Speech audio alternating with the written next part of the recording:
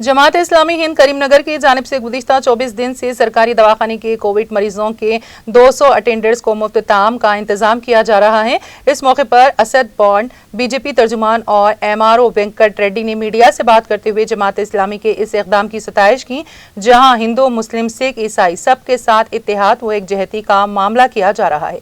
इस मौके पर जमात इस्लामी करीम नगर के सदर खैर उद्दीन, सिटी कांग्रेस के सदर मोहसिन और अयूब खान के अलावा दीगर मौजूद थे। जमात है जो हर मुसीबत वक्त में हर किसी के काम आती है। वो एक सेकुलर जमात है, ना हिंदू देखती, ना मुसलमान देखती, ना सिख देखती, ना ईसाई देखती। हर वक्त बढ़ चढ़ कर आगे आती है और आवाम की खिदमत में लग जाती है। 24 दिन हो चुके आज यहाँ पर जो जमात इस्लाम की तरफ से आज फूड और खाने की और वाटर बॉटल की तकसीम की जा रही है। कितना भी करो, ये जो आवाम जो तकलीफ़ में है वो लोग का दर्द समझने के लिए सब बढ़ चढ़ के आगे आना चाहिए। इसलिए ये मैं बात ये कहना चाहता हूँ कि जमात इस्लाम एक ऐसी जमात है जो हर वक्त मुसीबत वक्त में सबके साथ रहती है।